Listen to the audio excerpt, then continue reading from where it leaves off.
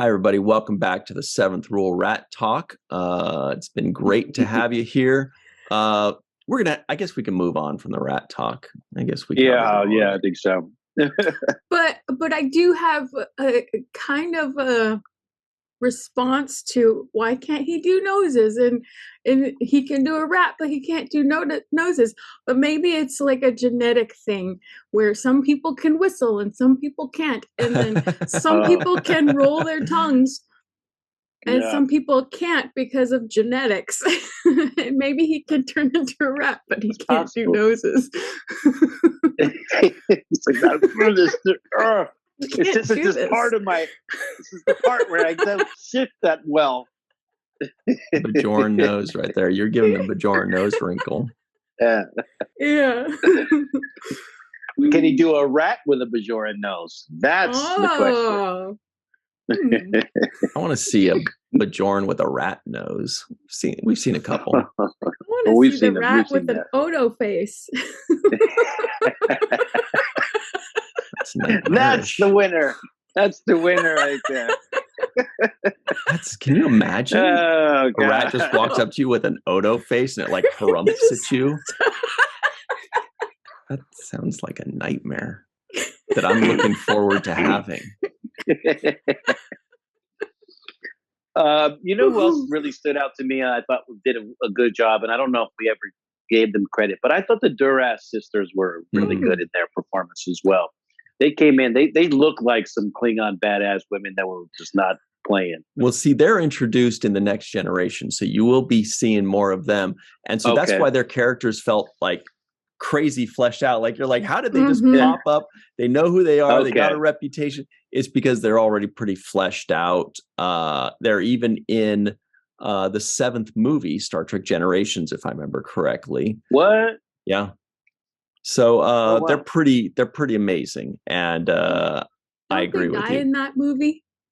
No spoilers, but yeah. But they have like this. Doing the movie? They have this great moment where they're like, oh, human females are hideous or whatever. It's just people know. Yeah. It's funny. Yeah, we don't have the same kind of awesome outfits they have.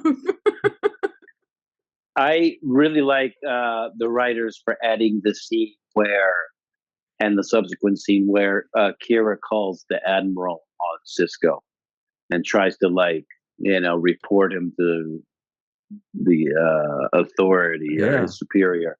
I was surprised I really liked that she just turned right around and told on her. I was like, whoa. I was like, we're not building trust here, are we? No, not at all.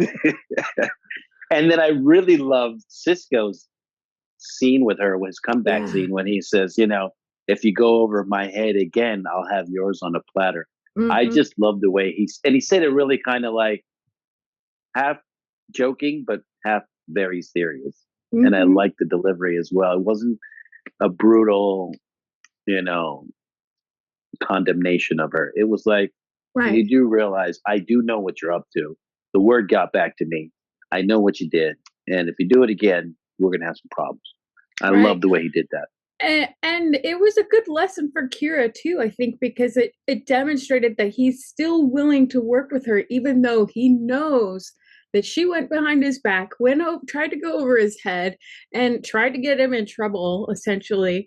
But he was still fair enough and reasonable enough to work with her and hear her requests, and even try to help, because that's what he's there for. He's there to help Bajor, and it's a good lesson for Kira to show that, maybe you should trust me a little bit too, as Sisko saying that to her. Also, maybe it tells her what she's dealing with Starfleet. Like, she's used to dealing with terrorist cells and spying and all. It's a different modus operandi, whereas with Starfleet, and she goes and whisps, pss, pss, pss, and Starfleet's like, okay, well, that's not how this thing works around here. Mm-hmm. Right. This chain of command. We've got a chain of command here, and this is how it's going to go down. You can't override that chain of command by thinking you're going to go to somebody around people or above them. Mm-hmm. And it also kind of says snitches get stitches around here. So don't be snitching. But I did like also. She's not working with Cardassians anymore. Yeah, she's not. But I like the scene where Sisko kind of walks up on her and he says to her, remember when she's kind of looking on the computer to download some information, to find a runabout that she can get access to? And Sisko kind of comes up on her shoulder while she's doing that, and she does what all of us do when we get caught doing something, like, oh, wait, nothing. I just want to, She turns the thing off and is like, no, I wasn't doing anything. And Sisko's looking at her, and I really like the measured approach that he takes with her, because he's like, he looks at her and he's like, he doesn't realize what she was looking at on the screen, but he's still asking her about something else. He says, so those Bajorans just arrived on the station. What do you think about them? And I just like the question when he said, what do you think about them? Because he was gauging to see her allegiance, essentially, like how hard she was going to defend them or vouch for them, what her read on them was. And I thought that was just great writing, What do you think about them? Let me gauge your reaction to see where you stand in this. Are you sabotaging us? Are you going to choose our side or theirs? And I thought that was a nice, subtle way to kind of probe. Yeah. Aren't all of the runabouts rivers? We've got the Ganges, the Yangtze. Before that, last week we had the Rio Grande, right? And at first I thought they were all going to be like Western themes with the Rio Grande, because this was supposed to be the Star Trek Western kind of is where it came from, but apparently it's just all river themes. I don't remember if there are any others later on, but that was just a fun thing that I noticed probably for the 5th time and forgot for the 4th time. Yeah.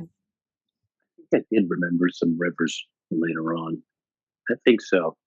All the runabouts, yeah. Yeah. It's a lot of runabouts. The other thing I thought was good was there was a moment when Kira is going down the turbo lift in Ops, and she's trying to look straight ahead. Yeah. But she gives Sisko a look and then kind of move. Did you see that moment?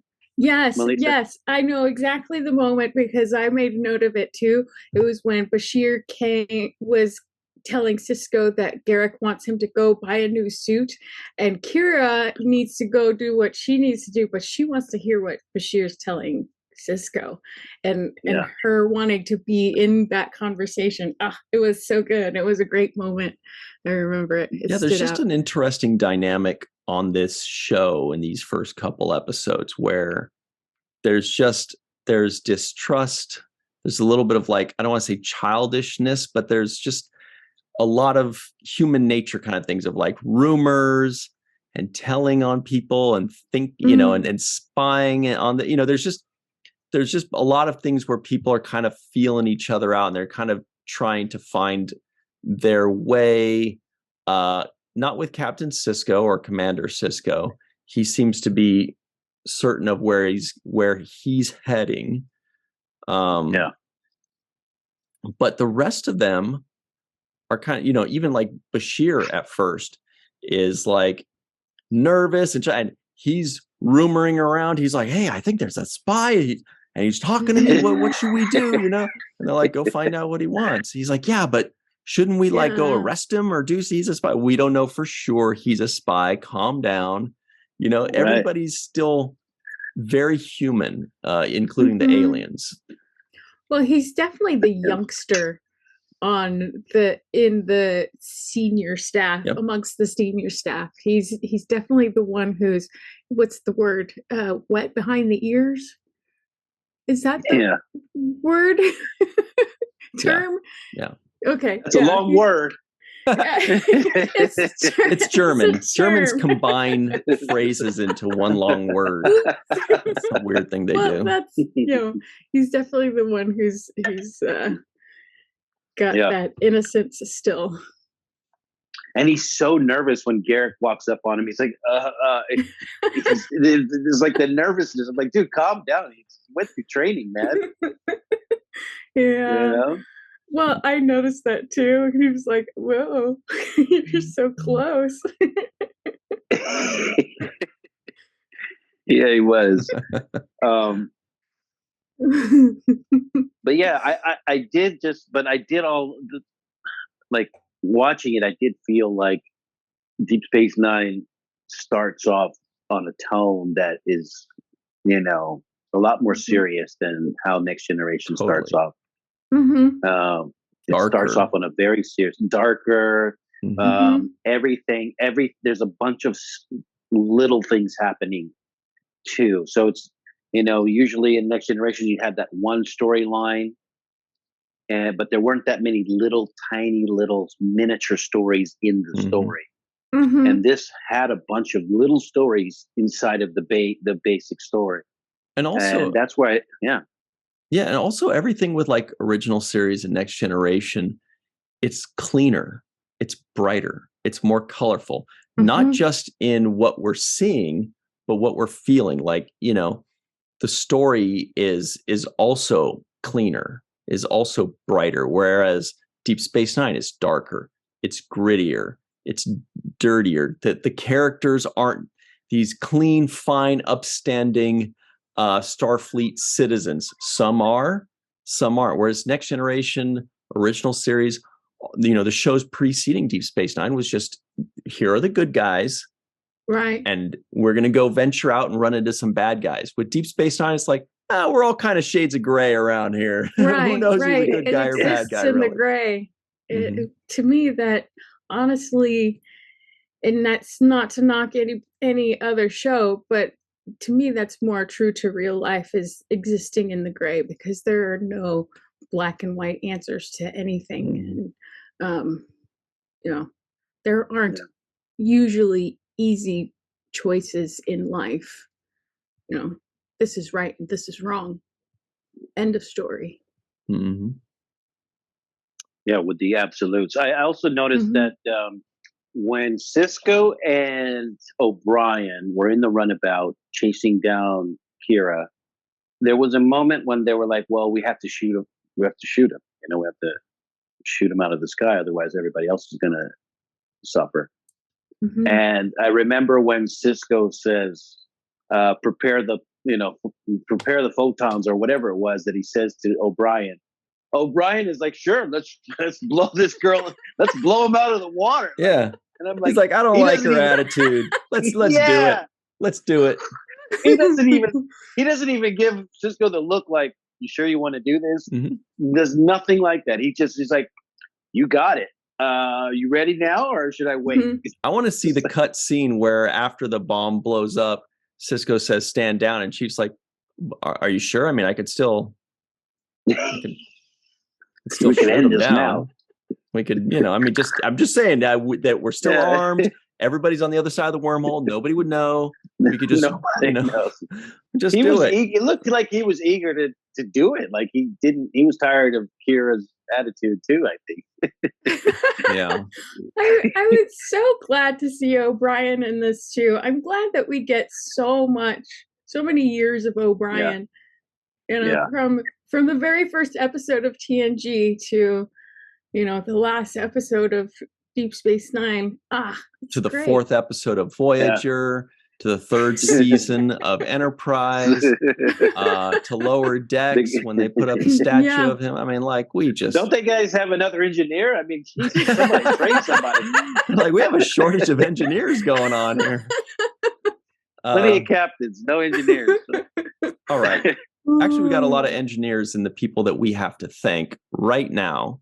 And those people are everybody in the comments below. Guess which of these names are engineers. Those names are Homer Frizzell, not an engineer, Dr. Marie Segal, Eve England out in Wales, Yvette Blackmon-Tom, Carmen aka Skillet, TJ Jackson-Bey out in Missouri, Bill Victor Arucan, Titus Mohler, Darlena Marie, Dr. Muhammad Noor, Tierney C. Diekman, Anna Post, Rex A. Wood, Anil O. Palat. I'm just kidding. I don't know if he's an engineer. Joe Balsarati, Mike Gu, DQ, Neil Akasaka, Justine Norton-Kurtzen, Dr. Stephanie Baker, Carrie Schwent, Faith Howell, Edward Foltz, live from Tokyo, Matt Boardman, Chris McGee, Justin Weir, Jake Barrett, Jane Jorgensen, Henry Unger, Jed Thompson, Amy Renee Haynes, Sean Mouch, Marcia Classic Schreier, Randy Frank, Lambda Quadrant's own, and of course, Dr. Susan V. Gruner. Oh, actually, we have one more person to thank. Let me pull up this person's name right now. It is Jason Okun. Special thanks to him. All right, everybody, we will see you on the other side. We've got the free-for-all next. We're going to be talking about things that we've missed until just now, new things that we've discovered about this episode, as well as bringing our good friend, Mr. Aaron Eisenberg, into this conversation by bringing up some of the things he mentioned a few years ago. Melissa is pointing at something. Here it is. Family. There's our guy. Family, oh, that's Aaron. Aaron. Nog. Yeah. That's Quark and Nog and Ram and Lita and Ishka and Zek. Woo! Beautiful. I love this shirt. All right, everybody, stick around. We'll be right back on The Seventh Rule.